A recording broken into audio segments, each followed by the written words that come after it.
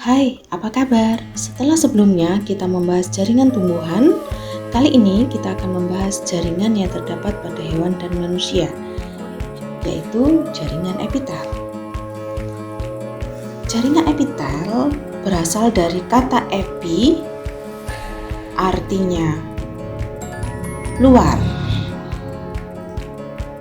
Nah, karena letaknya ada pada bagian luar atau permukaan, sehingga jaringan ini memiliki fungsi proteksi, fungsi sekresi, misalkan pada kelenjar ludah, sebagai salah satu alat ekskresi pada permukaan kulit, dan sebagai fungsi absorpsi atau penyerapan.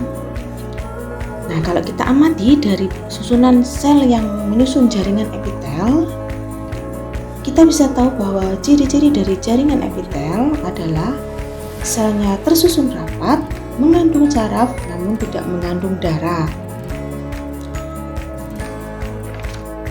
Berdasarkan bentuk dan susunannya, jaringan epitel dibedakan atas jaringan epitel selapis dan jaringan epitel berlapis. Nah, kita bahas satu persatu ya. Yang pertama yaitu jaringan epitel selapis. Jaringan epitel selapis dibedakan atas epitel selapis pipi, selapis kubus, dan selapis silindris.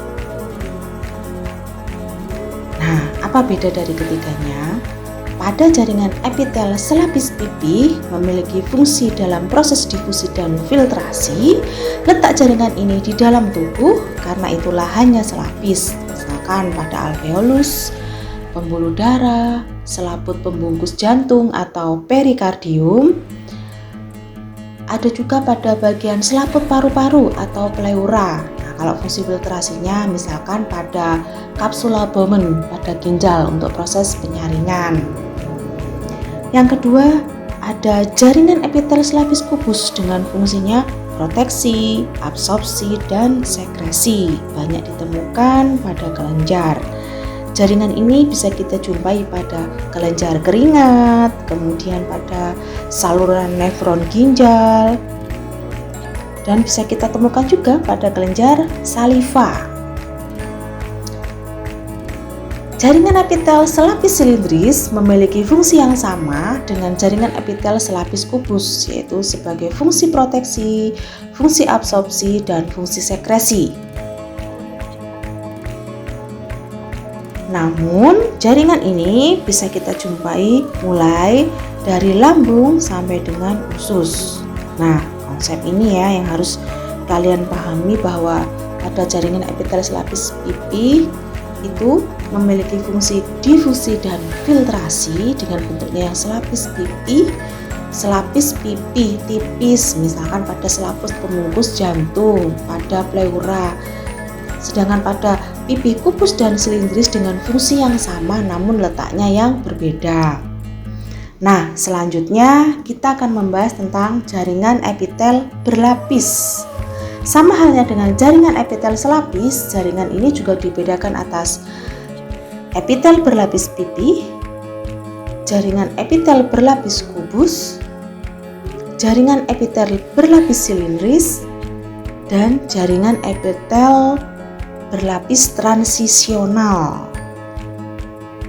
Apa beda dari keempatnya? Jaringan epitel pipi memiliki fungsi sebagai proteksi atau perlindungan, bisa kita temukan pada esofagus, juga pada telapak kaki kita yang menebal. Nah, itu karena untuk melindungi bagian bawah kaki kita. Berikutnya ada jaringan epitel kubus.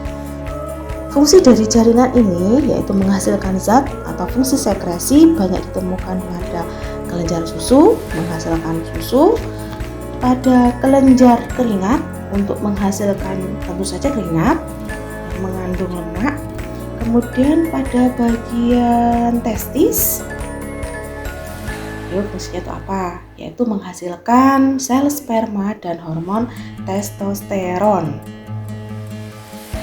Kemudian pada jaringan epitel berlapis silindris memiliki fungsi proteksi dan sekresi, yaitu perlindungan dan sekresi, menghasilkan zat-zat banyak ditemukan pada saluran pernapasan. Fungsi sekresinya pada kelenjar susu untuk menghasilkan air susu. Nah, kalian simak gambar-gambar macam-macam jaringan epitel berlapis. Nah, jaringan epitel transisional ini memiliki bentuk yang berubah sesuai fungsinya, yaitu fungsi tekanan dan regangan. Bisa kita temukan pada ureter, kemudian pada kandung kemih, pada uretra. Nah, hal unik kenapa bisa menekan regang misalkan kandung kemih yang bisa menampung kurang lebih 500 ml air.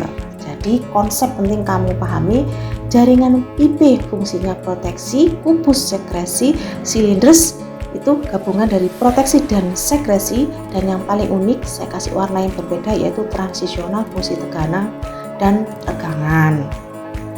Nah, itu dia pembahasan kita tentang jaringan epitel.